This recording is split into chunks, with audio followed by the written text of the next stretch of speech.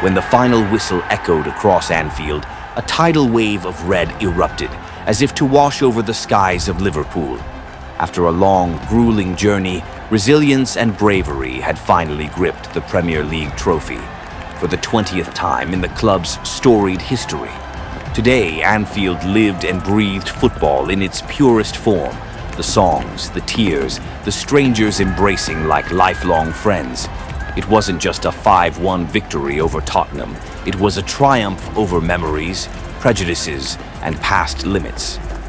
Liverpool entered the match already carrying the swagger of future champions. But football, as always, has its way of teasing dreams. Barely 10 minutes in, former Red Dominic Solanke punished a rare lapse in Liverpool's defense with a thundering header, silencing Anfield for a brief, sharp moment. But instead of folding, Liverpool found fire in that shock. Just 4 minutes later, in a burst of instinct and pace, Luis Diaz beat the offside trap and lunged onto Szoboszlai's cross to smash home the equalizer, reigniting the stands. Before Spurs could even catch their breath, Liverpool landed a second blow. Amid the chaos around the box, the ball found Alexis Mac Allister, who, without a moment's hesitation, unleashed a vicious strike with his weaker foot, curling it unstoppably into the top corner, past Vicario's desperate dive. With the scent of victory in the air, Liverpool turned up the pressure, forcing Spurs deeper and deeper. Cody Gakpo soon left his mark, swiveling deftly in a crowded box after a set-piece scramble, and calmly slotting the ball into the far corner to make it 3-1, met by a thunderous roar from the Kop. Any lingering hope for Tottenham was completely extinguished in the 63rd minute. On a lightning-fast counter-attack, Mohamed Salah, the master of moments, received the ball down the right, twisted past Destiny Udogie with his signature cut inside, and rifled a shot into the near post. Classic Salah style. Moments later, Salah borrowed a fan's phone from the stands and snapped a selfie, capturing a sea of red behind him, an image destined to become iconic. And fittingly, Liverpool's festival was capped by an own goal from Udogie, deflecting Trent Alexander-Arnold's driven cross into his own net. 5-1. No arguments left to make. Liverpool didn't just beat Tottenham, they conquered them with the aura of kings. The stats told the story: 25 shots to 8, 62.6% possession, 20 clear chances created. Tottenham, despite all their efforts, were mere shadows under the blazing light of Anfield. Yet, what unfolded on the pitch was just the surface of a deeper, richer story. The story of a city, a community, a generation of fans living and breathing, a shared footballing dream. From the early morning, as the lazy sun crawled over Liverpool's rooftops, Anfield had already transformed. The streets were jammed, flares painted the sky red, flags waved endlessly to the chorus of relentless chants. If anyone ever wondered what color football is, that day answered it: the blinding, burning red of faith and pride. Tens of thousands stood just to catch a glimpse of the Liverpool team bus, chanting the names carved into their hearts all season long. As the bus crawled through the crowd, "You'll never walk alone," rose. No instruments, just raw hearts and roaring spirit. Every raised hand, every tearful eye was a silent vow. Today, Liverpool would complete the unfinished story from 5 years ago, and do it in the grandest way possible. Inside Anfield, even before kickoff, the atmosphere was electric. The pounding drums, the thick air of anticipation. It was a taut string stretched to its limit, about to snap. When the players emerged, "Campione, ole ole," thundered down from the Kop and rolled out across the stands and the streets beyond. And when the goals started to rain in, the dam burst. Giant flags bearing the images of club legends Kenny Dalglish, Bill Shankly, Steven Gerrard flew proudly. When the final whistle sounded, Anfield exploded, thousands embracing, laughing, sobbing, with red flares lighting up the sky again. Familiar songs rang out, not just sung, but cried from hearts that had waited too long for this moment.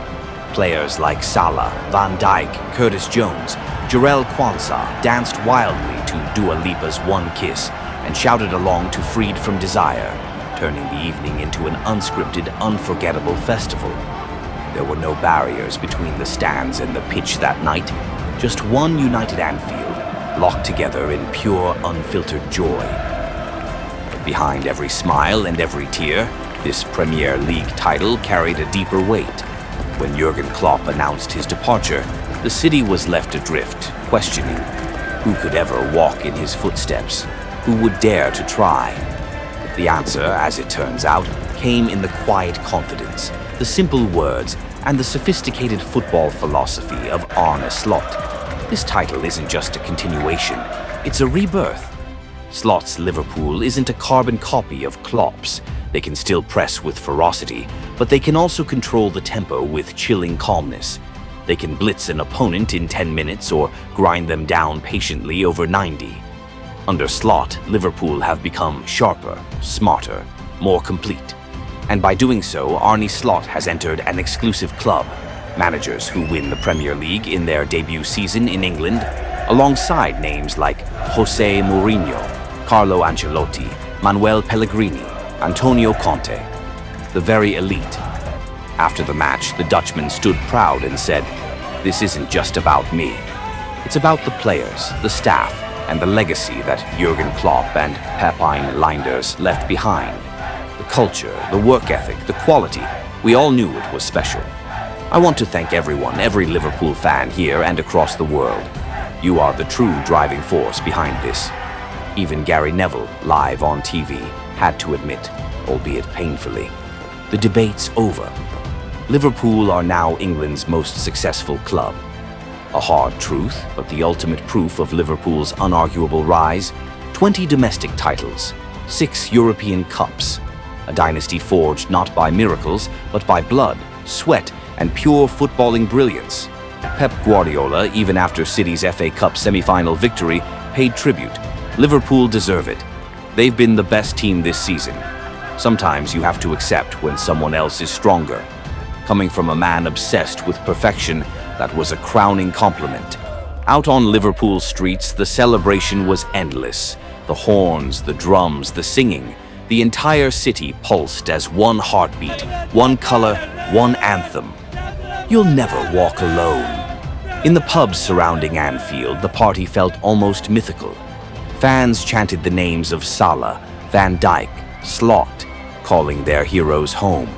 Memories of 2020 floated back, but this time no one was celebrating alone in front of a cold TV screen. This time they lived it, breathed it, embraced it without fear. And there was a touch of destiny too. April 27, 2014. The day Steven Gerrard's infamous slip cost Liverpool the title. April 27, 2025, Liverpool finally banished that ghost, reclaiming their crown. A cosmic redemption, as if fate finally made peace. As the last flares burned and the songs echoed into the night, one truth remained. Liverpool, the king, is back, stronger, brighter, unbreakable.